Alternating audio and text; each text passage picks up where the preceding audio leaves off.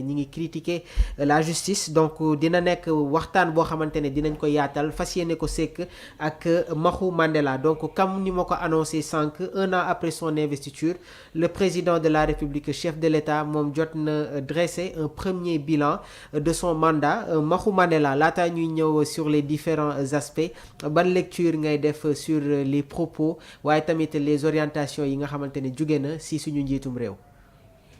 Bon, sur le débat, je pense que en fait, si nous commençons avec le défilé, oui. Je trouve que en fait, ci la doon xaar le président Bassirou Diomaye Faye. Le président Bassirou. Gis nga un président de la République, il doit faire rêver. Quand on parle de rêve, on parle souvent de jeunesse. Oui, espoir. Espoir. Jeunesse boobu noonu nga xam ne moom lay incarner. Oui. Il faut que moom gis nga c'est bien parfois lever de drapeau comment ni ñu koy woowee genre yooyu noonu. Mais faire un défilé. Oui. Redonner la fierté à tous ces jeunes, redonner la fierté à tous ces citoyens. dafa am solo bu baax a baax. loolu moo tax les gens ne défilent pas wane ay kii juste pour impressionner les voisins ou bien impressionner les ennemis. Déedéet pour man. L'objectif c'est de rendre une fierté nationale à tout un chacun. loolu moo tax nit ñi di def défilé bi. te pour man tamit xam gis nga le président de la République. il y a pas mieux placé que le président Diomaye pour faire rêver les Sénégalais parce qu'il est jeune.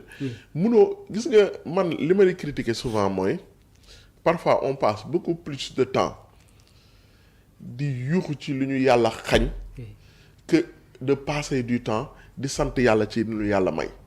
gis nga yàlla lu ñu may ñun Sénégal. moo ëpp nguur gu fi mën a yàq dem wala xaalis bu ñu fi détourné wala loolu yëpp li ñu yàlla may moo ko ëpp xam nga li ñu yàlla may mooy lan.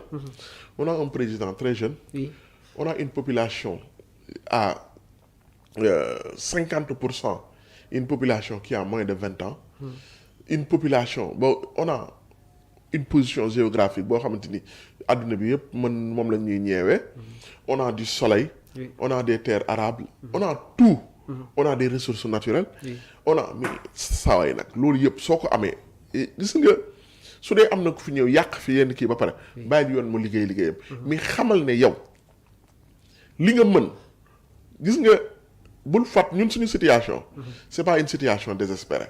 Pourquoi ma ne c'est pas une situation désespérée damay jox l'exemple du Japon. Après la deuxième guerre mondiale le Japon a été détruit presque à 80%. À 80%. De toutes ses possibilités. Mais xam nga lan lañ détruire woon. Amérique les alliés bi ñuy attaqué Japon dañu bëggoon donner un exemple à l'humanité surtout à l'URSS que ne ñoom kat parce que même su fekkee URSS allié la mais il voulait donner un exemple à tous ses ennemis que ne les alliés surtout les États-Unis peuvent faire ça. yaakaar na dañuy yàqal Japon mais yàqaluñu Japon. yàqal nañ ko sax mais Japon li ñu mënuloon yàq ci Japon mooy lan la mentalité japonaise. Très bien. Gis nga le besoin de l'envie de tout vaincre ou bien de renaître même de ses cendres. loolu mooy force Japon. D'accord. Ñun nag loolu yegguñu foofu fii kenn détruire dëkk bi à hauteur de 30% ou bien à 40%. Oui. À 20% c'est am on traverse c'est normal. Une situation économique très difficile. Oui. Mais nag soo xoolee ñun suñu habilité suñu pouvoir bi ñu am. lii nii suñu ci liggéeyee waxante dëgg ce sera juste un mauvais souvenir donc quel que soit Alpha et le président de la République hier il nous a rassuré xam nga rassuré que ne la situation parce que un président de la République loolu lay jariñ. su xel yi lëndëmee nga ñëw leeral ko. su espoir demee nga remettre de l'espoir. Loolu dafa am solo bu baax moo tax. Quand il a organisé un défilé. Oui. Après il s'est mis face à la presse. Oui. Le lendemain le 5 avril. Le 4 avril hein. Oui. C'était sincèrement un échange fructueux entre lui et les journalistes. Très bien. léegi nag suñuy wax ci débat bi lan moo fa am ak yooyu. c'est autre chose ñëw ci wàllu parce que su ma la seetlu su ma la déggee bu baax sur ce premier grille analyse comme tu l'as bien évoqué le président de la République insisté na sur l'accession envers la souveraineté waaye tamit ñëw na ci li nga xamante ne moom mooy la préservation du legs sànq tamit insisté nga sur l'espoir bi nga xamante ne tey jii ñi ngi koy gis sur la jeunesse sénégalaise alors ci wàllu boobu tamit est-ce que tamit jotul ñu def un blanc former li nga xamante ne moom mooy benn front pour accompagner ce nouveau régime qui est en place monsieur Mandela. xam nga. oui dëkk moom muy opposition man je trouve que muy opposition. muy pouvoir. dafa war a am ay consensus fort. ambition collective. c'est ça. waaw ambition collective boobu non ouais. Il faut oui. ces consensus fort xam nga may lan. oui gis nga même am na yu bëri yoo xam ne opposition comme pouvoir mën nañ ci ànd. d'accord. même sur un modèle économique. am na yoo xam ne mën nañ ci ànd. Très bien. C'est des points focaux yoo xam ne mën nañ ci ànd. Je te donne l'exemple des États-Unis. waaw parce que sur le modèle économique il a évoqué une transformation waaye tamit ñëw na sur un diagnostic concernant la situation économique waaye tamit devoir de réformer li nga xamante ne moom mooy ce système économique là Maxu. loolu laa la wax dama ne la. il faut dëkk mu am ay consensus fort entre le pouvoir et l'opposition c'est-à-dire que mënoo saa boo ñëwee rek raser tout et reprendre à zéro. Oui. dëkk continuité la. Oui. pouvoir dafa am loo xamante ni. yàlla da lay wax ne la yaay jóge point A ba point E. kenn ki jóge point E. ba point M kenn ki jóge c'est tout un processus. léegi su fekkee amul ay consensus fort. que ne nit ku ñëw rek da ngay raser lépp li nga xam ne sa prédécesseur moom la def.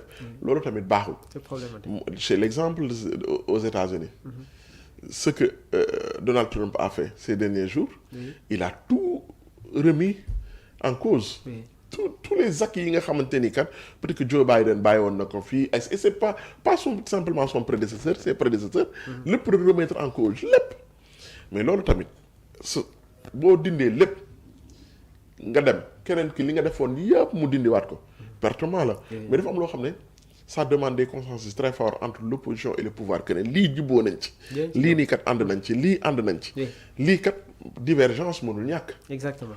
looloo tax ki nekk pouvoir ki nekk opposition divergence mënul ñàkk mais am na loo xamante ni tey jii quand le président rappelle la substance du dialogue national le dialogue national c'était une initiative très forte exactement du président Macky Sall président Macky Sall moo ko fi bàyyi woon mais ñëpp xamoon nañ ne li fi xew man damay je le dis souvent ce qui s'est passé entre 2021 ak 2024 loolu c'est pas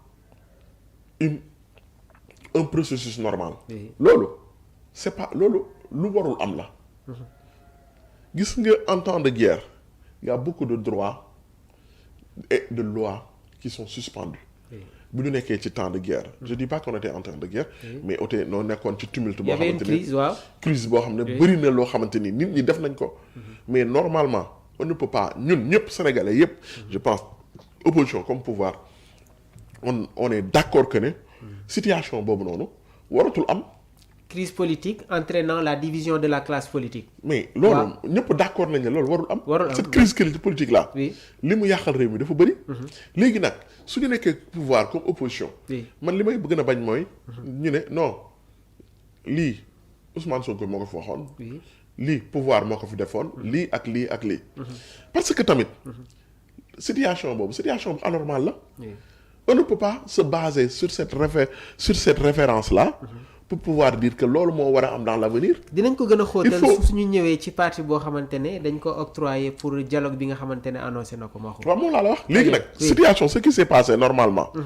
il faut que tamit ñu xam ne lii lu normalul ba pare ñun ñu jéem a avancer. ñu avancer processus mooy consensus fort yooyu ma lay wax noonu. d'accord dafa war ñun opposition dafa war ñun pouvoir. lépp li nga xamante ni dañ ko war a def pour avancer. pour ñu xam ne kat lii kat même su fekkee alternance am na demee. lii du changer si ça va rester day demeurer. très bien alors sur le plan économique tamit avant ñuy ñëw tamit si wàllum justice bi déjà am na benn bilan boo xamante ne jot na ko évoqué l'état des lieux sur la situation économique waaye tamit gis nañu ne que le président a insisté sur la nécessité d'activer yenn points yi nga xamante ne dina mën a génnee le Sénégal dans cette zone rouge là. donc su fekkee